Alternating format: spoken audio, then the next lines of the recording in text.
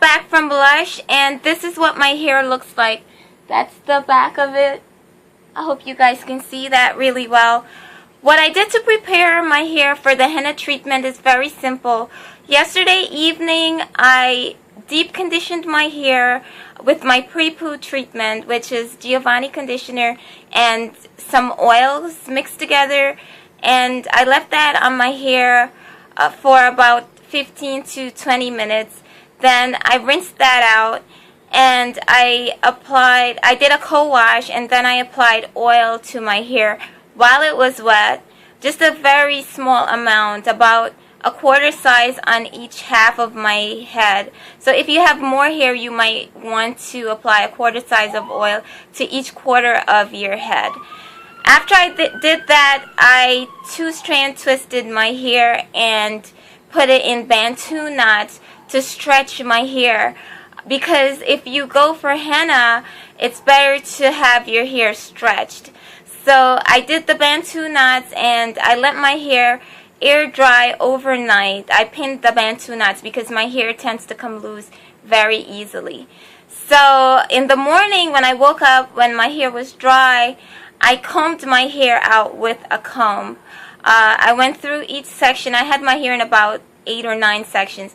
I combed through each section and I applied shea butter to my scalp and on all the way through the strand of my hair. So I used about a dime size of shea butter, or one thumbnail's worth of shea butter, just plain shea butter, not mixed with anything, on each of the sections. And then I retwisted my hair and I went to Lush. And when I went to Lush, it made the application process so much easier for the young lady who applied the henna to my hair. Her name is Allegra and she's really great. She's very knowledgeable about Lush products, of course, because she works there. So in order to prepare the henna, she grated the block of henna, the whole block that I bought. You pay for the henna first, and then they apply it to your hair for free, which is a great thing. So she grated the block with a grater that was using the large size of, the larger holes. And then she put water in it and mixed it into a slurry, like a pudding. And she put that in the microwave to warm it up, because she did not start off with warm water. She put it in the microwave to warm it up. And it was warm but not hot. So when she took it out, her application process on my hair the time was only about maybe 5 or 6 minutes. And that's because of the fact that I stretched my hair. They told me they've had other people with afro hair come in to get henna done to their hair, and they've had a really hard time because the person would show up, their hair would look really short, and then when they stretched it out, it's so long, but all the kinks and turns are in the hair, so it made it really difficult for them to apply. And one lady, the last person she did, she said she used 2 blocks of henna. So you can save yourself a lot of money and time with your henna application process by stretching your hair or blowing it out. You don't have to flat iron it to make the process easier. If your hair is stretched, then it can work. You can even try Natural 85's stretching method that she uses, where she puts the twists on either side of the head and pins it, and she gets her hair really stretched out. So they did not have to comb my hair to apply my henna. She just went all the way through really quickly and applied everything. And then they saran wrapped my hair.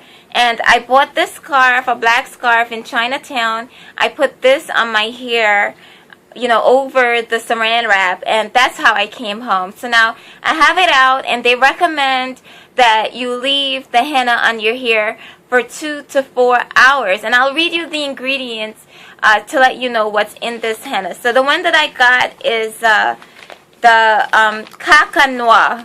Caca is like poo-poo in French. So that's the one that I have, and it's henna and indigos, so you're supposed to have black glossy hair. And the description for this says, unleash your dark side with our mysterious blue black tint for deeply glossy indigo locks for naturally brown and black hair. So if you want your hair that way, you can use this particular henna. They have other shades. And I want to read you the ingredients so you know what's in it. It has indigo ferra tinctoria extract. That's for the henna. That's the indigo, I'm sorry.